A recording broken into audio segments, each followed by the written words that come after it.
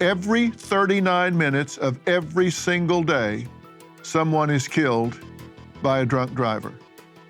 The number of times per day these inebriated drivers are getting behind the wheel is shocking. How many times? 300,000 times per day, a drunk driver gets behind the wheel. 22-year-old Sophia was recently arrested and charged with DUI with a blood alcohol concentration of 0.15 or higher. Her arrest made international headlines and has gone viral online due to the body cam footage captured during her arrest. Here is just a clip of that footage. Oh. You all right? Yes, I just want to counter you. Well, what's your first name? Sophia. Sophia. My name is Nick. Nick, SB. I am under the influence, but I did not drive. Swear to God. I was not. Sophia, you were driving. You I had was the car. not. Do you remember that you had the car in drive and then I had to put it in park? We physically saw you driving. You were asking, babe. You were asking me, babe.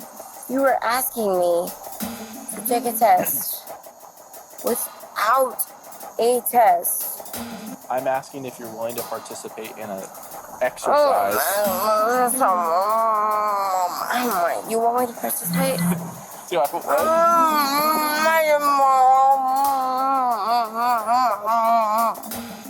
You want me to participate in tests? do it. If you're willing to, yes.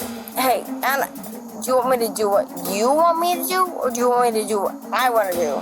Hey, you can do whatever I'll you bust want. out. I'll bust out. But I'll do what you want to do, too. Dave, we're going to make out. We're going to turn off the lights here. Hey, Dave. We're going to make out here.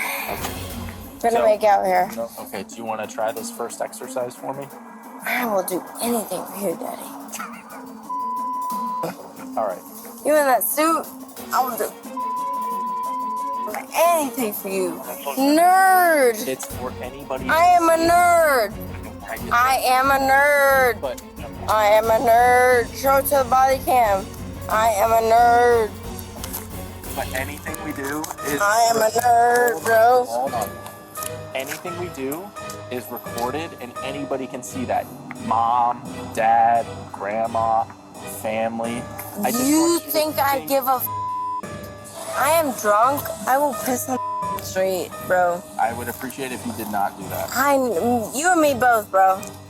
Yeah. You and me bros. I know this is not good news, Sophia, but you are going to jail tonight for DUI, okay? Well, Sophia, when you look back at this body cam footage, what do you say to yourself about the person you're watching? I have empathy for her. I feel bad for her, but I think she does have a pretty good sense of humor. Mm-hmm.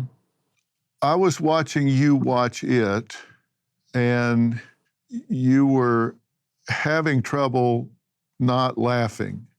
And I couldn't tell if you thought it was funny or if it was anxiety that you were having that reaction. Which was it? I thought it was funny. Yeah. What was funny about it? What struck you as funny about it? How inebriated I was and the things that were coming out of my mouth. Mm-hmm. How about the situation itself?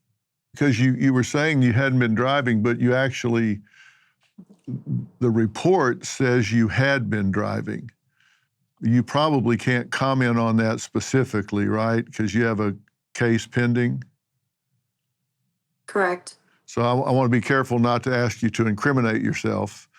Okay, guess I'm looking out for you here and ask you, because I don't want you to say something that incriminates yourself legally. Because have you pled not guilty?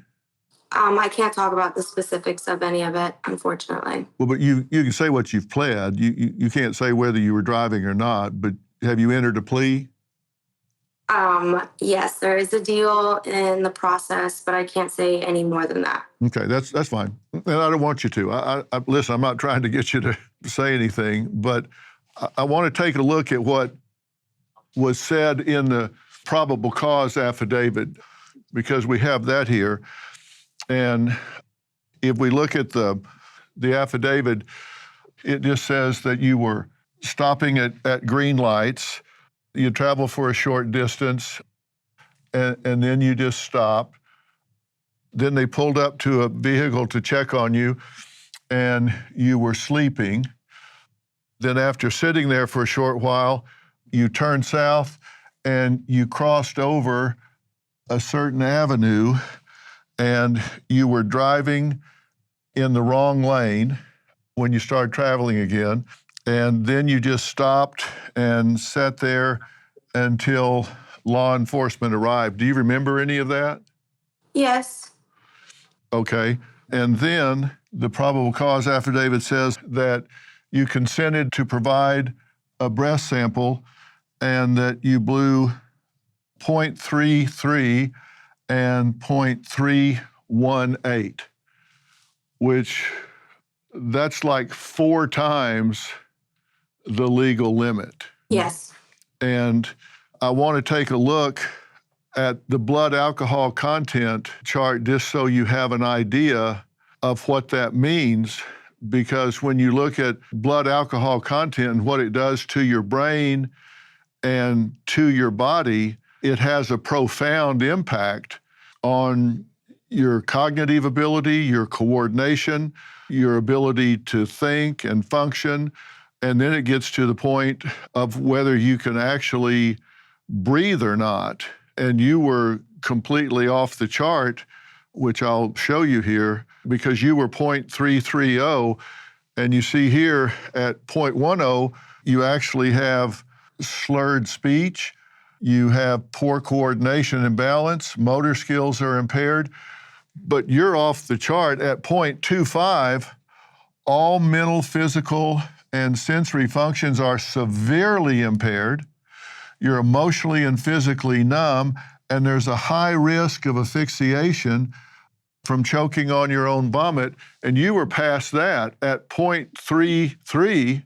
There's a good chance that your respiration will shut down and you'll stop breathing and die. I mean, there's risk of actual death. How often do you do that? Not often at all. That was a one-time deal. Really? Because statistics say that the typical person drives 80 times drunk before they're actually arrested for DUI. 80 times. I wouldn't say that I've driven drunk ever. Buzzed maybe, but never drunk. Yeah, never drunk.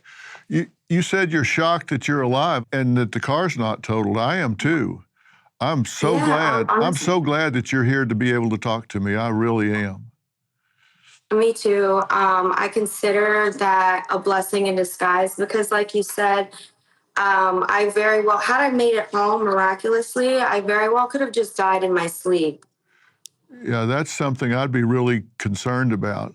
We have to take a break, and I come back and I've got some questions because you want to use this, I think, to help others as well as yourself. And I want to talk about that. Sophia says she has learned her lesson and wants people to know she is taking her DUI arrest very seriously. So I'm going to give her a chance to tell us why she says that after the break. I used to sleep terribly, but I found Beam's Dream Powder, a science-backed, healthy nighttime blend packed with ingredients shown to improve sleep. Beam is founded in America and run by people who share our values of hard work.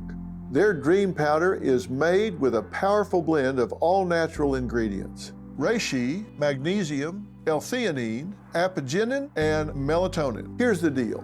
Beam is giving my listeners the ultimate Patriot discount of up to 40% off. Try their best sleeping dream powder and get up to 40% off for a limited time. Go to shopbeam.com/Dr. Phil and use code Dr. Phil at checkout. That's shopbeam.com/Dr. Phil and use code Dr. Phil for up to 40% off. Sleep better, wake up stronger, and show up ready for your family, your work, and your country. Because when you're well rested, you're unstoppable. And this country needs more people like that. Hey, Dave. We're gonna make out here. Okay. We're gonna make out here. No, we are not. Here, Turn off the lights. stop right there. Turn off the lights. We're gonna make out. Wait, stay right there for Oh. me. Okay, do you want to try this first exercise for me? I will do anything for you, Daddy. All right. You in that suit? I will do anything for you in this suit, brother. Just don't have faults. Okay. Can you put your feet together Put my feet together. and your hands on your side? Whatever you say, Daddy. Okay. Now I'll before put we my hand on my start, hip. no, I was grabbing my flashlight. Whatever you want, Daddy. Okay. I want you to think for like 2 I seconds. am wearing contacts. Sophia. You might have glasses, but I am wearing contacts. Hey, Sophia. Why are you such a nerd, bro? Sophia has been charged with driving under the influence with a blood alcohol content at one time reportedly more than 4 times the state's legal limit. The police body cam footage of her behavior during the arrest went viral. Now Sophia says she wants people to know she is not taking this incident lightly. And you say you want to use this publicity to create awareness to stop people from driving under the influence. Have you commented on this online since then? You got a lot of criticism. You got a lot of people that were actually complimentary of you, but you also got a lot of negative comments, right? Yeah, and rightfully so. What were the people saying that were actually complimenting you? She's hilarious. She's entertaining. She's so pretty, and making fun of the comments I was making to the police officer. Yeah. What did people say that were criticizing you? Reminding me how many lives I put in danger. Just saying things like their own personal stories. I lost somebody, or things like that. Just reminding me of the risk that I took. Yeah. You've actually had a family member that was hit by a semi-trailer truck driver and seriously injured, correct? That is correct. And that truck driver was under the influence, is that right? That's right. Did that person contact you? Yes, And she what- did send me a message. What did she say? She reached out to me, basically saying, I love you. If you ever need anything, I'm here for you, no matter what. And then she proceeded to say, DUI is unacceptable. You know what I went through. You know how many people die from DUIs. You know how important you are to me, and I can't, I could never bear the thought of losing you. Your mom could never bear the thought of losing you. Just, reinforcing that message. Have you put up videos talking about this since it happened? I have. And were you joking about it? I was using satire to reach my audience, not joking about the situation itself, but unfortunately, in order for people to listen to you, you have to have their attention first. I've spent a lot of time in the litigation arena as a trial scientist, and I've worked in the court system. I've worked with the courts, and I've worked on both sides of plaintiff and defense, prosecution and defense. And everything you put on the internet is open to the courts. They can see it, they can pull it up, they can use it. And when you make a deal or try to make a deal, try to plead out or whatever, they can pull all of this up in a pre-sentencing study to see whether or not you're recalcitrant, whether you're sorry, whether you're sincere about it, and see whether or not they think you've learned your lesson or not. And when you put things on the internet that appear to be making light of the situation to get people's attention or otherwise, they can look at that and say, yeah, she thinks this is all funny. Yeah, I understand that. Not everybody has the same sense of humor as well. Yeah. Are you concerned that some of the things you've put up, they can look at and say, yeah, she doesn't get it. She hasn't taken this seriously. She thinks it's all a big joke and she's apt to do it again. Yeah, Why would you put those things up? Do you take it seriously? I do take it seriously. But like I said, that was me using the publicity and starting to create sort of like an example out of myself. Yeah. Do you have a manager? Do you have someone that's advising you in all this? I do. You do? You got a manager when this happened? Yes, I had a lot of press reach out to me wanting interviews, and it was overwhelming, especially after, I was dealing with emotional, mental, after I found out the videos went viral because I didn't even know they went viral until I had a friend tell me. So I needed somebody else to kind of deal with all of the attention I was getting. Are you trying to monetize this and make money out of it? No, that's not my goal. What's the manager trying to do? Are they working for free? No, So they're making a percentage out of what you make off of this. right. But I haven't made any money yet. But you're trying to make money. So that I can afford him to manage and deal with all of the people that are trying to contact me. The more connections I feel I make, the more I can spread this message that I'm trying to get out. And like I said, make an example out of myself. So you're just trying to get the word out. You're not trying to turn this into an opportunity for yourself. No, absolutely not. I think that's sick. Because the fact of the matter is, you get in a car when you're inebriated like you were there, where you don't know which end is up, you can't operate the motor vehicle, you're bouncing off of curbs, driving the wrong way, and you hit and kill somebody and take their life from them or leave them maimed and paralyzed or whatever for the rest of their life, and you have to deal with that, you're not going to think it's very damn funny at all. And you know that Not when at you all. think about it. Yeah, so actually, I was in shock and I was dealing with a lot of grief and guilt the weeks following the arrest because I could barely look at myself in the mirror and understand the fact that I was even capable of taking another person's life, let alone my own. Are you getting thrown out of your apartment? Yes, Why? that's a separate, noise complaints. And your comment was, hey, I'm going to go out to bars with my friends and come home, right? Well, I mean, I'm 22 years old. I live downtown. So I don't necessarily think I'm supposed to live under a rock. Now, I'm not asking you to be a nun, but this could be a wake-up call for you that could save you years in the penitentiary, and you think that you felt bad about yourself when this happened. I can tell you, you really feel bad about yourself if you kill or hurt somebody. That's something you live with for the rest of your life, and it isn't funny one bit. No, I understand that. I have to live with this alone for the rest of my life. Like I said, knowing that I put other people's lives at risk, let alone myself. Well, I want you to stay with us for the rest of the show and listen to some others and what they have to say. We're going to add to this conversation a full-time bartender who in the last few weeks has turned to sobriety. Why? Well, she says a big reason is to keep from driving drunk, probably 40 to 50 times a year. She admits it. Sophia does not. She says this was the only time she's ever done it. I don't believe that. I don't think she believes it when she says it. But we're going to add this individual to the conversation after the break. Stay with us.